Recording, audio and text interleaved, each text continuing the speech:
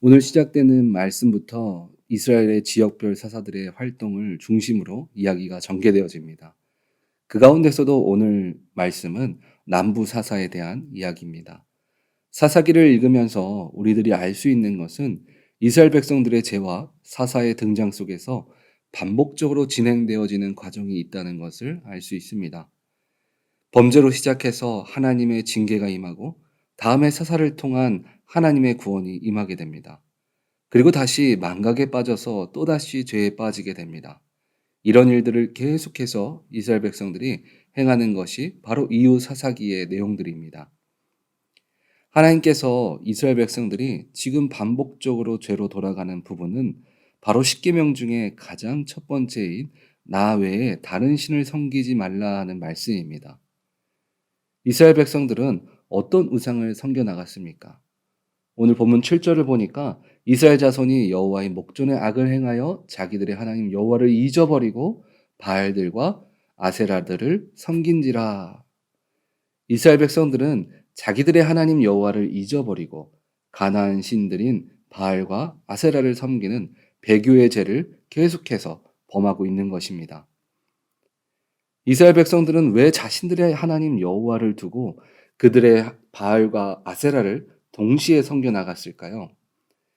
저희가 전도를 하다 보면 어떤 사람들은 이런 말을 합니다. 본인은 교회 다니면 지켜야 할 것이 너무나 많아서 교회를 다니기 싫다는 것입니다. 술도 먹지 말아라, 담배도 피지 말아라, 거짓말도 못해, 세상에서 즐길 수 있는 것들을 하지 말라고 하기 때문에 믿기 싫다고 이야기합니다. 지금 이스라엘 민족은 출애굽한 자신들의 선조와 다르게 우상을 섬겨본 적이 없는 세대입니다. 하나님만이 나의 구원자이심을 믿고 광야 생활을 보내고 가나안 땅에 들어온 출애굽 2세입니다.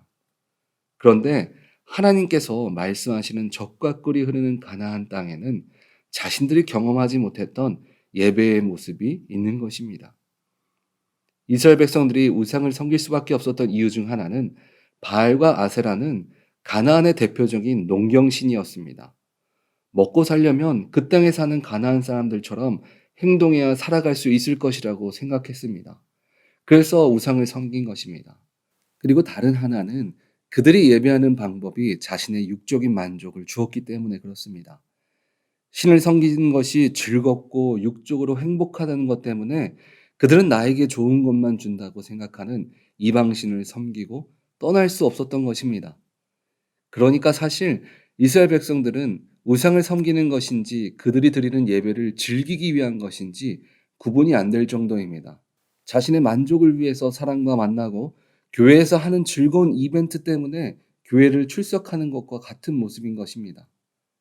하나님을 잊어버릴 정도의 즐거움 때문에 그들이 처한 상황은 본문 8절을 보니까 여호와께서 이스라엘에 진노하사 그들을 메소포타미아 왕 구산 리사다임의 손에 파셨으므로 이스라엘 자손이 구산 리사다임을 8년 동안 섬겼더니, 이 메소포타미아의 왕의 이름의 뜻을 보면 이 리사디암은 원어로 보면 두 배나 악하다라는 뜻입니다. 그런 악한 자에게 하나님은 이스라엘 백성들을 파셨습니다. 그런 고통 가운데 이스라엘 백성들은 다시 주님을 부르짖었다라고 성경은 이야기합니다. 그리고 주님께서 그 소리를 들으시고 온넬이라는 사사를 보내주셔서 그가 살아있는 40년 동안 평안했다라고 성경은 우리들에게 말해주고 있습니다. 비록 죄 가운데 있었던 이스라엘 백성들이었지만 그들은 하나님께 구원을 받았습니다. 그리고 앞으로도 계속 구원을 받을 예정입니다. 그런 하나님의 구원해 주심을 바라보면서 이 땅을 살아가는 우리들이 사사기를 통해서 어떻게 우리들의 인생 또한 하나님이 구원해 주시는 인생으로 나아갈 수 있는가를 함께 오늘 본문 말씀을 통해서 함께 나눠보도록 하겠습니다. 그 첫 번째는 체면을 내려놓는 신앙을 가져야 합니다. 이스라엘 백성들이 죄로 인해서 이방 나라에게 고통받고 있을 때 그들의 행동을 보면 부르짖었다라고 말합니다. 그런데 이 부르짖음이 하나님을 믿어서 부르짖는 것인지 아니면 고통 때문에 주님을 부르짖는지 우리는 자세히 알 수 없습니다. 하지만 확실한 것은 그들은 자신의 이전의 잘못을 생각하기보다 하나님 앞에 철저하게 엎드리는 것을 볼 수 있습니다. 예레미야 33장 3절을 보면 이렇게 말합니다. 너는 내게 부르짖으라. 내가 응답하겠고 내가 알지 못하는 크고 은밀한 일을 내게 보이리라. 하나님은 네가 잘못이 있든 없든 상관없이 우선 나의 구원자 되신 하나님을 부르짖으라고 말씀하십니다. 그러면 들으신다라고 우리에게 말씀하고 있습니다.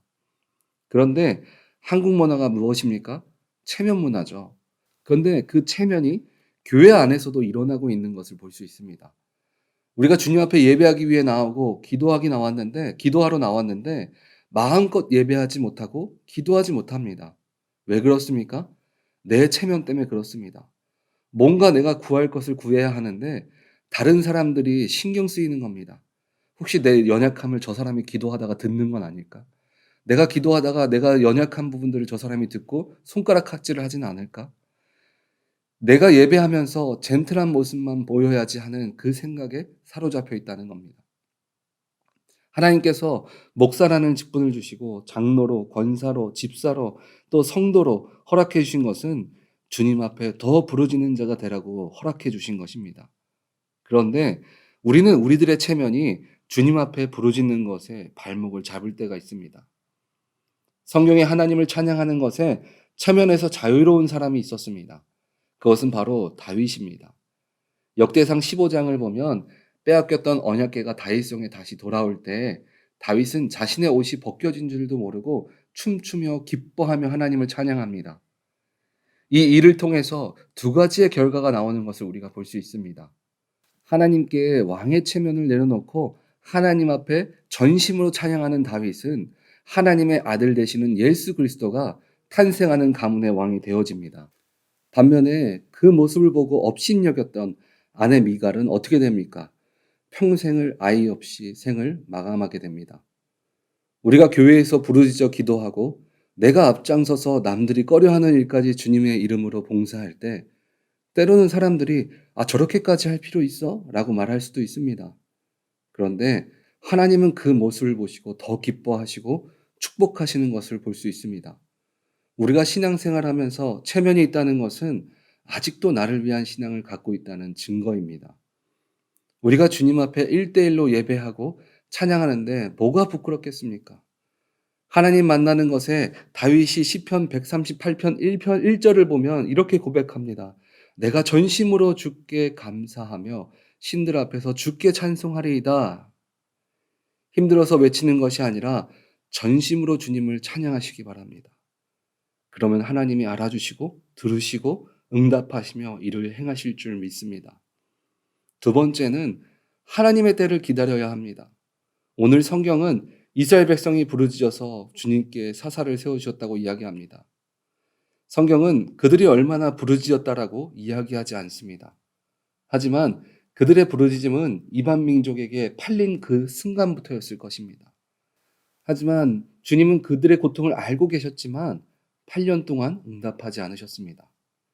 우리는 기도하면서 힘든 부분이 이것입니다. 내 때에 내가 원하는 방법이 이루어지기를 원합니다. 그런데 하나님의 뜻은 고린도전서 1장 25절의 말씀처럼 하나님의 어리석음이 사람보다 지혜롭고 하나님의 약하심이 사람보다 강하니라. 우리의 지혜로는 하나님의 일하심을 이해할 수 없을 때가 있습니다. 그래서 우리의 때와 우리의 방법으로는 주님을 바라보면 실망하고 낙심하게 되는 것입니다. 그렇다면 하나님은 우리들에게 무엇을 원하시는 것일까요? 첫 번째 말씀드린 것처럼 우리의 체면을 내려놓고 끊임없이 부르짖으며 기도하기를 원한다는 것입니다. 시편 50편 15절을 보니까 환난 날에 나를 부르라 내가 너를 건지리니 네가 나를 영화롭게 하리로다. 힘든 그 시간에 우리가 기도하는 것이 바로 우리가 환난 가운데 벗어나는 일이고 그리고 그 기도의 시간을 통해서 하나님께서 영광을 받으시는 일들로 만드신다는 것입니다. 나는 부족하고 죄인이며 나약한 사람이지만 주님을 찾는 그 모습 때문에 사람들이 하나님을 영광 받으시기에 합당한 분으로 인정하는 일들로 우리를 만드신다는 것입니다. 우리의 능력으로 잘 되고 우리의 능력으로 물질이 생기는 것이 아니라 우리의 부르짖음 때문에 하나님이 우리들의 필요를 채워주심을 믿으시기 바랍니다.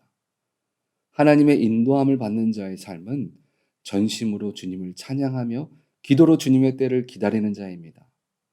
우리 오렌지 한인교회 성도님들도 찬양받기에 합당하신 주님 앞에 전심으로 찬양하며 기도로 준비되어짐을 통해서 주님의 이름이 우리를 통해 온 열방 가운데 퍼져나가는 복된 자녀의 삶을 걸어가시기를 주님의 이름으로 축원드립니다.